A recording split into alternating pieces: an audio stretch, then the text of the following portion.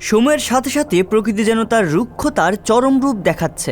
কয়েকদিনের ব্যবধানে ঝড়, জলোচ্ছ্বাস, ভূমিকম্প সহ আগ্নেয়গিরির মতো প্রাকৃতিক দুর্যোগ আমাদের ওপর আঘাত হেনেছে বারবার। ঘূর্ণিঝড় মিধিলির ক্ষয়ক্ষতি কাটিয়ে ওঠার আগেই আবারও নতুন ঘূর্ণিঝড়ের আভাস পাওয়া গেল। মিধিলির পর এবার বঙ্গোপসাগরে সৃষ্টি হতে চলেছে মিগজাউম নামের আরেকটি ঘূর্ণিঝড়।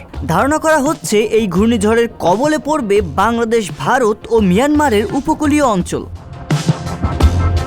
আবহাওয়া অধিদপ্তরের তথ্য মতে বঙ্গোপসাগরে অবস্থিত ভারতের আন্দামান ও নিকোবর দ্বীপের দক্ষিণ পশ্চিম দিকে একটি লঘুচাপ সৃষ্টি হয়েছে। বাংলাদেশের খুলনা বিভাগের উপকূল থেকে মিয়ানমারের রাখাইন রাজ্যের মধ্যবর্তী যে কোনো এলাকার উপকূলে আঘাত করার প্রবল সম্ভাবনা রয়েছে। মিধিলির মতো একই পথে উপকূলে আঘাত করবে, অর্থাৎ বরিশাল ও চট্টগ্রাম বিভাগের মধ্যবর্তী উপকূলীয় জেলাগুলোর ওপর দিয়ে ঘূর্ণিঝড়টি বাংলাদেশের স্থলভাগে প্রবেশের সম্ভাবনা রয়েছে। তবে ল্যান্ডফল নিয়ে তেমন স্পষ্ট করে কিছু জানায়নি ভারতের আবহাওয়া অধিদপ্তর। ভারতীয় এক গণমাধ্যম জানিয়েছে ঘূর্ণিঝড় মিগজাউম নিয়ে সতর্ক থাকতে হচ্ছে পশ্চিমবঙ্গ, ওড়িশা ও বাংলাদেশের উপকূল। IMD-GFS এর পক্ষ থেকে বলা হয়েছে এটি 5 ডিসেম্বর ওড়িশা ও অন্ধ্রপ্রদেশ সীমান্তে স্থলভাগে আছড়ে পড়বে। ACMWF জানিয়েছে 29 নভেম্বরে তৈরি হওয়া নিম্নচাপটি 2 ডিসেম্বর ঘূর্ণিঝড়ের আকার গ্রহণ করবে। ডিসেম্বরের 6 তারিখে এটি ওড়িশা ও অন্ধ্র উপকূলে আছড়ে পড়বে। এছাড়া IMD-IMF এর তরফ থেকে বলা হয়েছে এটি মারাত্মক শক্তিশালী ঘূর্ণিঝড়েও পরিণত হতে পারে।